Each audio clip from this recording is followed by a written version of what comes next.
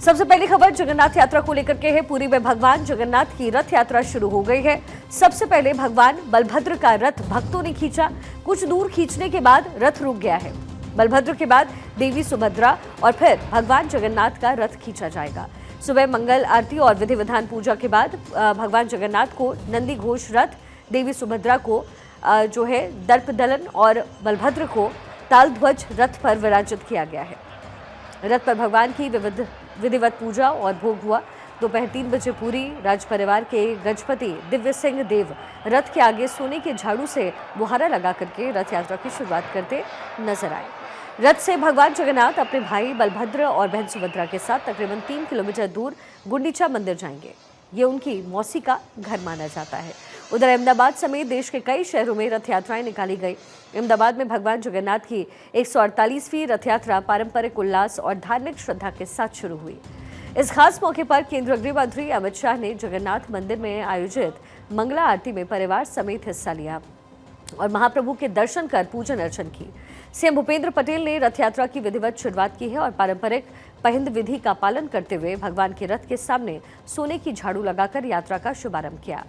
ये विधि सेवा और समर्पण का प्रतीक मानी जाती है। भगवान जगन्नाथ को अहमदाबाद में ओडिशा के पुरी की तरह गार्ड ऑफ ऑनर दिया गया।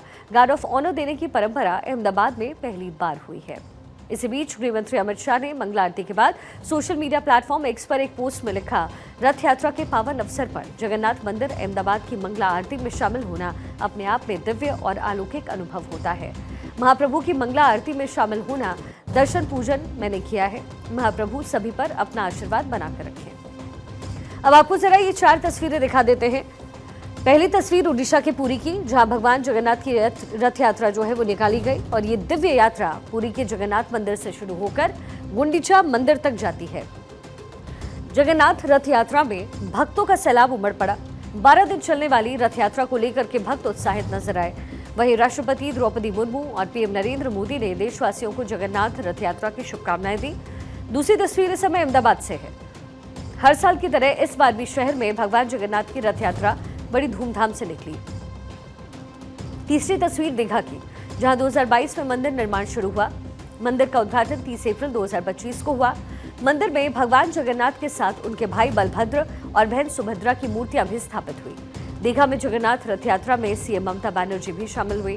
वहीं चौथी तस्वीर छत्तीसगढ़ के रायपुर की है, जहां राज्यपाल रामेन डेका और सीएम विष्णुदेव साय ने सोने की झाड़ू लगाई।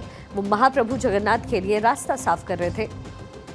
ओडिशा के जगन्नाथ पुरी की तरह ही रायपुर में भी रथ यात्रा का आयोजन हो रहा है। शहर के गायत्री नगर स्थित मंदिर में वीवीआईपीज भव्य पूजा कार्यक्रम में शामिल हुए हैं। तो अहमदाबाद में भगवान जगन्नाथ की रथ यात्रा में शुक्रवार सुबह 10 बजे एक हाथी बेकाबू हो गया और 100 मीटर तक भागा।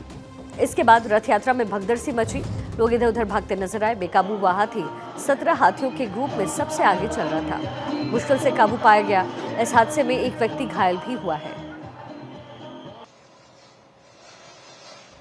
आपको बता दें, महाप्रभु जगन्नाथ 11 जून को देव स्नान पूर्णिमा के बाद से बीमार थे। 2 हफ्ते से ज्यादा यानी कि 15 दिन उनका इलाज चला।